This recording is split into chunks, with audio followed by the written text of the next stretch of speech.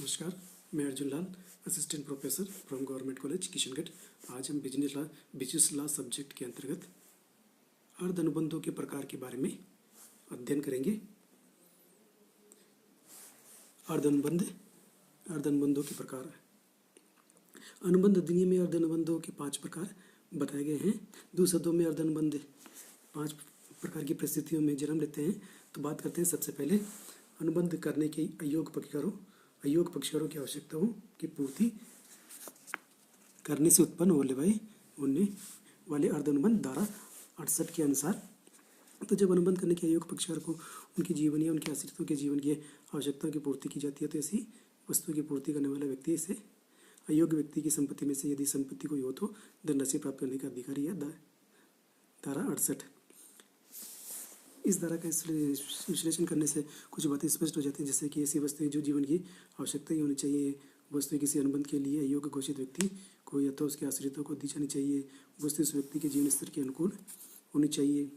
ऐसी वस्तु प्रदान करने वाले व्यक्ति इन वस्तुओं को मूल्य प्राप्त कर सकता है। नेक्स्ट आता है इसमें जो अर्ध अनुबंधों के प्रकार में होता है निःशुल्क न होने वाले। नेक्स्ट आता है इसके अंतर्गत अपने हित की रक्षा के लिए किसी अन्य पक्षकार द्वारा देय धन का भुगतान करने से उत्पन्न अर्ध अनुबंध, यानी कि अन्य पक्षकार की ओर से देय धन का भुगतान। जब कोई व्यक्ति अपने हितों की रक्षा के लिए किसी अन्य पक्षकार द्वारा वैधानिक रूप से देय धन का भुगतान करता है, तो भुगतान करने वाला उस व्यक्ति को वह धन भुगतान की गई राशि प्राप्त कर सकता है जिस पर भुगतान करने का दायित्व था। धारा 69 के अनुसार इस धारा का विश्लेषण करने से भी कुछ बातें निकल के आती है, जैसे कि किसी व्यक्ति पर कोई देय हो। नेक्स्ट, व्यक्ति उसे धन देय को वैधानिक रूप से चुकाने के लिए उत्तरदायी हो। नेक्स्ट, एक व्यक्ति ऐसा भुगतान करता हो। भुगतान किसी अन्य व्यक्ति को होना चाहिए। भुगतान करने वाले व्यक्ति का भुगतान करने से हित की रक्षा होनी चाहिए। नेक्स्ट बात करते हैं जो अर्ध अनुबंधों के प्रकार में था। तीसरा, निःशुल्क न होने वाले कार्यों से लाभ पाने वाले का दायित्व। जब कोई व्यक्ति किसी दूसरे व्यक्ति के लिए कोई वैधानिक कार्य करता है और तो उसको वस्तु प्रदान करता है, तो निःशुल्क भावना से नहीं, वह दूसरा व्यक्ति उस कार्य अथवा उस वस्तु से निःशुल्क लाभ उठा लेता है, तो ये सब दूसरे व्यक्ति से पहले वाले व्यक्ति की क्षतिपूर्ति करने अथवा उस व्यक्ति को लुटाने के लिए बाध्य होता है। धारा 70 के अनुसार इस धारा का विश्लेषण करने से भी कुछ बातें निकल के आती है, कुछ तत्वों का आवश्यक है इसमें। जैसे एक व्यक्ति दूसरे व्यक्ति के लिए कोई वैध कार्य करता है अथवा वस्तु देता है। नेक्स्ट, ऐसे कार्य करने अथवा वस्तु प्रदान करने के लिए पीछे शुल्क प्राप्त होने की भावना होती है। नेक्स्ट, ऐसे एक व्यक्ति दूसरे व्यक्ति के लिए वह कार्य स्वेच्छा से करता है। नेक्स्ट, दूसरा पक्षकार ऐसे कार्य अथवा वस्तु से लाभ उठा लेता है।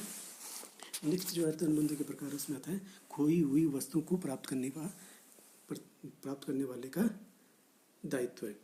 जब कोई व्यक्ति किसी अन्य व्यक्ति की कोई वस्तु प्राप्त करता है और वो अपने अधिकार में ले लेता है, तो उसका उत्तरदायित्व निक्षेपकर्ता के समान होता है। धारा 71 के अनुसार। दूसरे शब्दों में यदि कोई व्यक्ति किसी अन्य व्यक्ति की कोई खोई हुई वस्तु प्राप्त करता है, तो इसे माल के प्राप्तकर्ता के निक्षेपकर्ता के समान ही धारा 168 तथा 169 के अंतर्गत कुछ अधिकार एवं दायित्व प्राप्त होते हैं, जो किस प्रकार है। माल की उचित प्रकार से देखभाल करना, वस्तु को स्वामित्व व वास्तविक स्वामी को लौटाना, और नेक्स्ट उस वस्तु का उचित प्रयोग करना, उस वस्तु को अपनी वस्तु में नहीं मिलाना। नेक्स्ट, वस्तु पर अधिकार स्थापित नहीं करना। नेक्स्ट आता है वस्तु की वृद्धि या लाभ को लौटाना।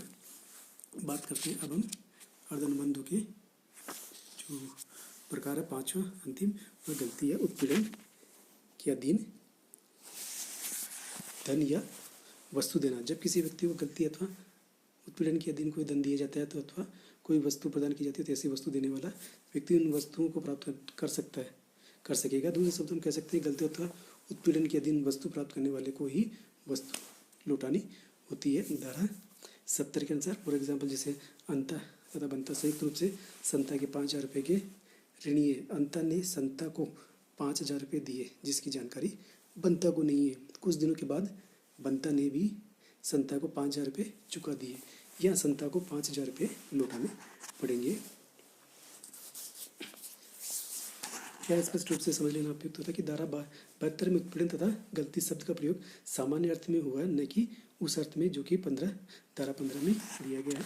तो आज की क्लास में हमने अध्ययन किया कि कियर धनबंधों के प्रकार के बारे में, जो कि मुख्य रूप से 5 प्रकार होते हैं। तो आज की क्लास में इतना ही। नेक्स्ट क्लास में नेक्स्ट टॉपिक के बारे में चर्चा करेंगे। Thank you.